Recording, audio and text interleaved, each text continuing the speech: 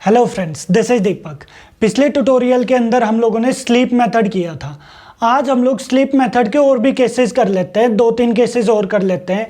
जैसे अगर multiple threads हैं और मैं मल्टीपल थ्रेड्स के थ्रू एक ही सिंगल टास्क अचीव करवा रहा हूँ, तो अगर मैं वहाँ पर स्लीप मेथड कर देता हूँ तो फिर क्या होगा।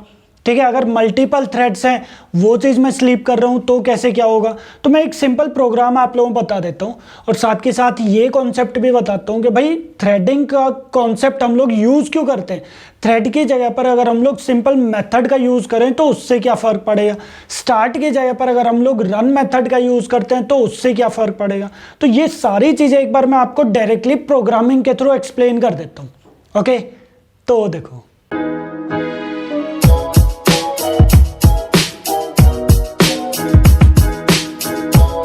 तो यहाँ पर मैं एक काम करता हूँ, मैं एक न्यू प्रोजेक्ट क्रिएट कर देता हूँ, डेट इज स्लीप डेमो 2 के नेम से कर देते हैं। 1 ऑलरेडी बना हुआ है, ठीक है। तो मैं एक काम करता हूँ, एक न्यू जावा क्लास ही ले लेता हूँ। ओके, जैसे फॉर एग्जांपल मैंने यहाँ पर क्या कर दिया है, एक टेस्ट नेम की क्लास यहाँ पर ले ली। क्लियर है चीज़। अब मैं क्या करता हूँ, इसके अंदर थ्रेड क्रिएट कर देता हूँ। तो सबसे पहले तो एक काम करते हैं, मैंने यहाँ पर किया एक्सटेंड्स थ्रेड। देन यहाँ पर हम लोगों ने main method run method, then हम लोगों ने यहाँ पर क्या कर दिया, रन मेथड को ओवरराइड करवा दिया और यहाँ पर हम लोग कुछ भी टास्क प्रोवाइड कर देंगे।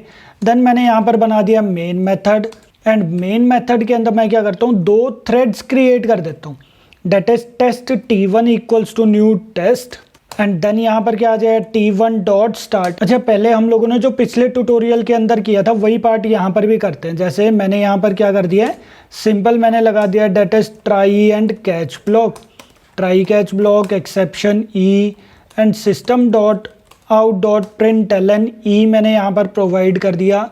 यहाँ पर मैंने फॉर लूप प्रोवाइड कर दिया, that is int i equals to 1, then i should be less than और equals to 5 and i plus plus, और यहाँ पर मैंने क्या करवा दिया, आई को यहाँ पर प्रिंट करवा दिया। और साथ के साथ यहाँ पर मैंने क्या कर दिया है, that is thread dot sleep भी मैंने यहाँ पर प्रोवाइड कर दिया। क्लियर है चीज़। तो ये देखो, ये क्या कर रहा है, थ्रेड जो है वो बार बार स्लीप मोड के अंदर जाता रहेगा। ये चीज़ देखो, क्लियर है पॉइंट। ठीक है जी। अब मैंने यहाँ पर क्या कर दिया, एक थ्रेड और क्रिएट कर दिया, that is test T2 equals to new test. मैंने यहाँ पर क्या कर दिया, T2 एक न्यू थ्रेड क्रिएट कर दिया एंड T2 डॉट स्टार्ट। तो यहाँ पर देखो, जब मैंने राइट क्लिक करके रन किया तो ये देखो, एक बार एक थ्रेड स्लीप हो रहा है, दूसरा थ्रेड भी स्लीप हो रहा है। अच्छा, अगर आपको पता करना है कि यार ये 5 कौन से थ्रेड का था, ये 5 कौन से थ्रेड का था, तो आप यहाँ पर ये चीज़ प्रोवाइड कर सकते हो।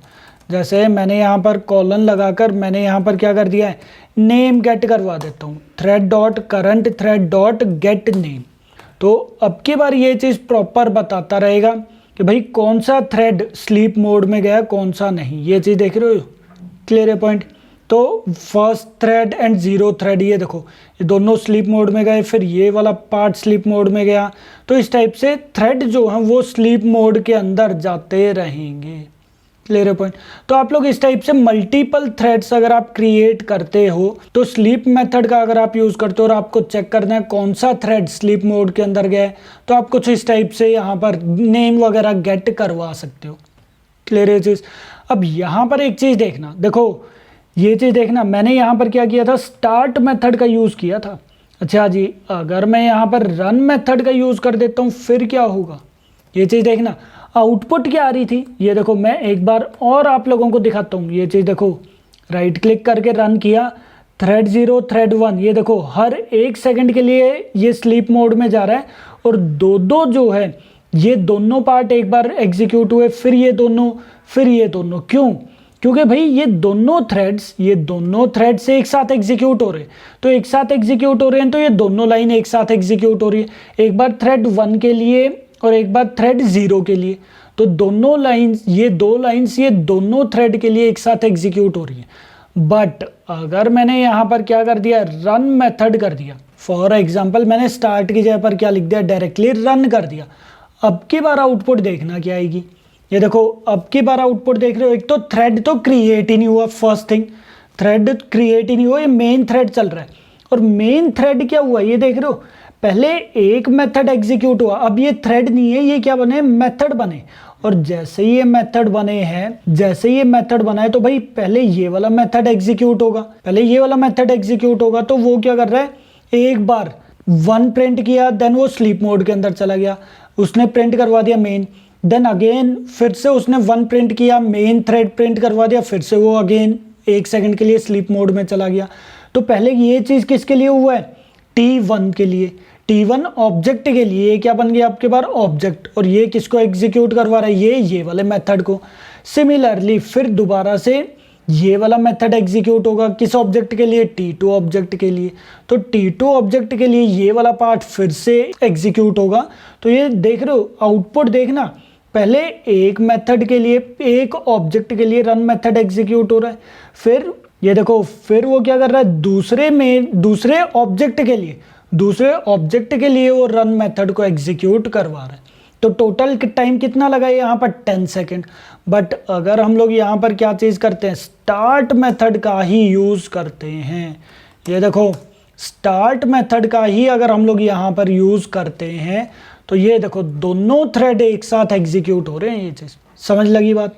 तो यहाँ पर आई होप अब आपको डिफरेंस समझ में आ गया होगा कि भाई मैं मेथड का क्यों नहीं यूज़ कर सकता कुछ जगह पर।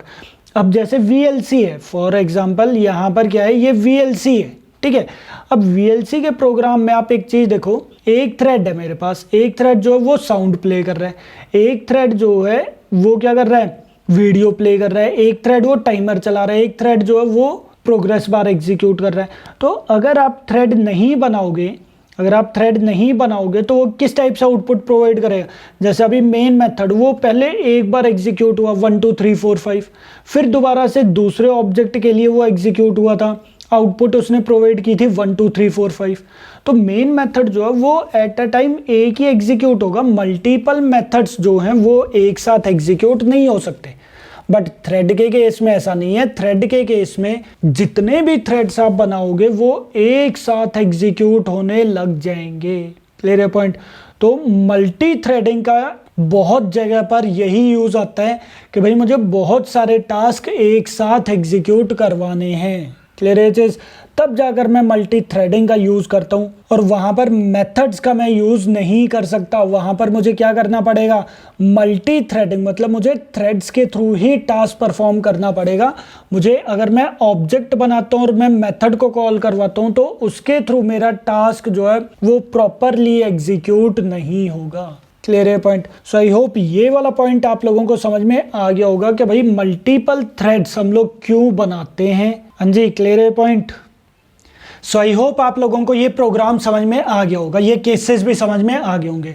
और ध्यान रखना, मल्टी थ्रेडिंग की जगह पर मैं मेथड का यूज नहीं कर सकता। क्लियर है पॉइंट। ये मैंने अभी प्रोग्रामिंग के थ्रू भी आप लोगों को बता दिया है कि सिंपल अगर आप मेथड क्रिएट कर देते हो, अगर आप स्टार्ट मेथड की जगह पर रन मेथड कर देते हो तो वो तो वैसे ही थ्रेड नहीं बना, क्योंकि जो 4 स्टेप्स थे वो तो वैसे ही फॉलो नहीं हुए, तो वो सिंपल मेथड बन गया, वो थ्रेड नहीं बना। और मेथड बनने के बाद क्या हुआ, एक बार T1 के थ्रू वो रन मेथड को एग्जीक्यूट कर रहा है, फिर वो T2 ऑब्जेक्ट के थ्रू वो मेथड को रन कर रहा है, जो भी रन मेथड था उसको वो एग्जीक्यूट कर रहा है। तो ध्यान रखना, स्टार्ट मेथड ही यूज करना, रन मेथड आप लोगों को यूज नहीं करना। और मेथड की जगह पर हम लोग थ्रेड, या फिर थ्रेड की जगह पर हम लोग मेथड का यूज नहीं कर सकते। ये चीजें आप लोगों को ध्यान रखना, ये चीजें आप लोगों को सोचनी है अपने प्रोजेक्ट के अंदर, कहाँ पर मुझे मेथड यूज करना है, कहाँ पर मुझे थ्रेड यूज करना है। ये चीज आप लोगों को प्रॉपर सोचनी पड़ेगी अपने प्रोजेक्ट्स के अंदर, मुझे किस टाइप से इंप्लीमेंट करना है। ओके, सो इस टाइप के प्रोग्राम और भी बहुत सारे प्रोग्राम्स हैं, तो आप लोग थोड़े बहुत और इधर उधर से पंगे लेकर देखना कहाँ पर क्या आउटपुट आती है, उसके थ्रू आप लोग एक बार जज करके देखना कि ये आउटपुट आई है तो क्यों आई है। ओके, मैंने तो सिंपल एक ही केस बताया, बट थाउजेंड्स ऑफ केसेस आप यहाँ पर बना सकते हो। ओके, तो सारे केसेस आप लोग बनाओ, एक बार पंगे लेकर देखो, तब जाकर थोड़े से आप लोगों के लॉजिक्स भी इंक्रीज होंगे और थोड़े कॉन्सेप्ट्स भी आप लोगों के क्लियर होने लग जाएंगे। ओके, सो इससे रिलेटेड अगर कोई डाउट है आप लोगों के पास तो आप लोग कमेंट्स के अंदर पूछ सकते हो। Okay, thank you.